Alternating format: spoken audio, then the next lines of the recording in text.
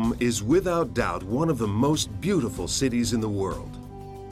Every year, millions of tourists come from around the world to admire the treasures and masterpieces of Roman art and architecture.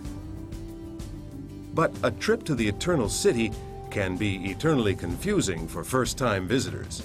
This guide will make it easier to uncover Rome, offering lots of practical advice that will help you discover and enjoy the city in all its glory.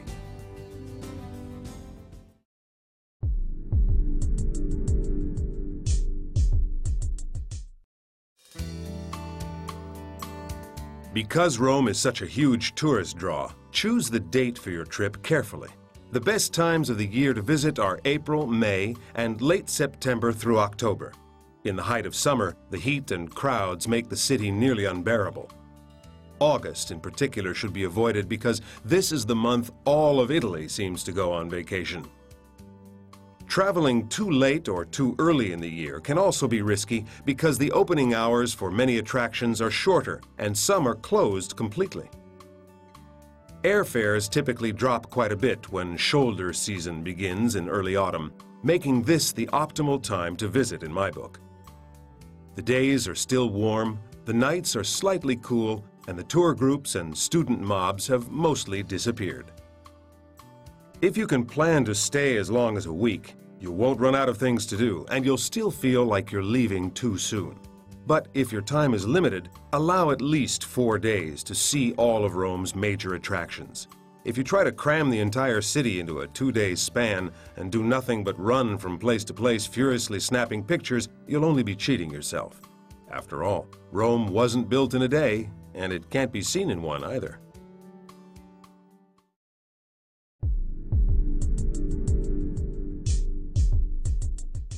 Rome's Fiumicino Airport is 19 miles outside of the city. A train station is located right inside, and you can travel straight to Termini Station near the center of town, but you'll then need to find a way to get to your hotel. If you're carrying a lot of luggage or just want to make things easier on yourself, take a cab or have your hotel arrange for a hired car to pick you up. Either option will cost more, but the no-stress factor makes it worth the extra money. Renting your own car is always an option, but even if you're planning to tour other parts of Italy, I wouldn't advise driving in or near Rome unless you have nerves of steel and the skills and reflexes of a professional race driver. Roman drivers are somewhat exuberant, and Roman traffic is often chaotic.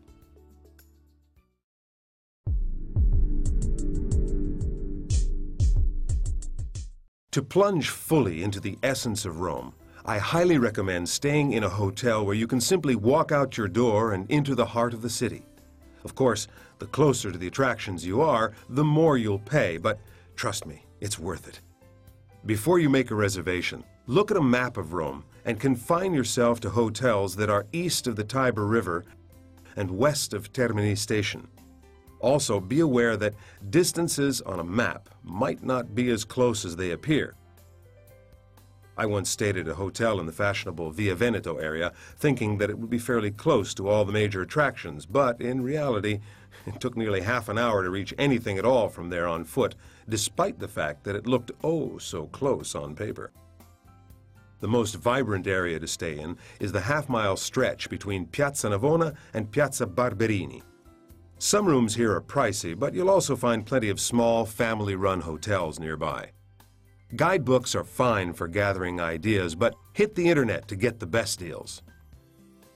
Or, if you prefer, book a hotel directly with italyguides.it, and you'll contribute to publishing future guides like this one.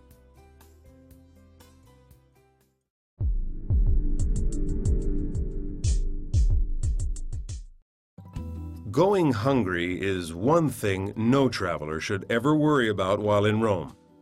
The city is literally overrun with good places to eat. The busy area just south of the Spanish Steps is full of them, and the maze of intersecting side streets tucked between Via del Corso and Piazza Navona contains dozens as well. Most have outdoor seating and offer similar menus containing pasta, pizza, veal, chicken, and a few seafood dishes. The food is typically simple, fresh, and delicious. And even the restaurants that seem to be tourist traps will still feed you well. If you have a tough time choosing, your best bet is to simply decide what you want to look at while you're dining and pick a restaurant based on that. For instance, the Piazza della Rotonda contains several cafes which face the Pantheon, and Piazza Navona is completely encircled by restaurants which offer views of its numerous fountains. For the younger folks, we suggest an evening sipping beer in Piazza di Campo dei Fiori, near the Pantheon, or in picturesque Trastevere, typical hangout zone for young Romans. A few dining tips. First, Rome is one of the cities where a restaurant's house wine is usually excellent. Second, although we recommend learning and using at least a few Italian phrases, almost every waiter you'll ever meet in Rome speaks English. Germans and other European tourists communicate with Italian waiters in English because it's the more common language. Some useful phrases for dining are "Scusi, vorremmo ordinare," which means, "Excuse me, we'd like to order." Or you can ask for the check by saying, "Il conto, per favore."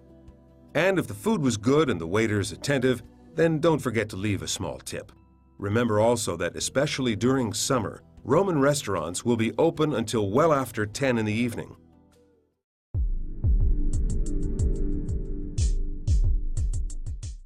Take out that handy map of Rome again. Now, draw a diamond shape with the Spanish Steps at the top, Termini Station to the right, the Aventine Hill at the bottom, and Piazza Navona to the left. 75% of your sightseeing will probably take place within this area. And even though it doesn't seem that big on the map, you'll need at least 2 days to see everything within the diamond, and 3 would be better. Some activities, such as touring the ruins of ancient Rome, including the Colosseum, can easily occupy an entire day. Several notable sites lie outside the diamond shape, including the Vatican, another full-day destination, Castel Sant'Angelo, and the Villa Borghese. Rome's subway system can come in handy when you're traveling to these locations. Look for the big red M at the entrance to each station. And a one-way ticket costs less than $1. But there are also tourist tickets called BIT or CIS, good for unlimited rides. BIT, Biglietto Turistico Integrato, is a 3-day ticket, valid until midnight of the 3rd day on which the ticket is validated. The CIS, Carta Integrata Settimanale, is a weekly one. Both the BIT and CIS tickets grant you unlimited rides on ATAC or Cotral buses, subways, and some local trains. There's also a ticket called Roma Pass, which offers you transport and 2 museums free of charge, as well as reductions for all other museums and major events in Rome for a 3-day pass. The Roma Pass is available in all museums and the tourist information points. Rome is a city that is best savored slowly, like a glass of robust red wine. Allow yourself the chance to see it properly by formulating a touring plan before you arrive.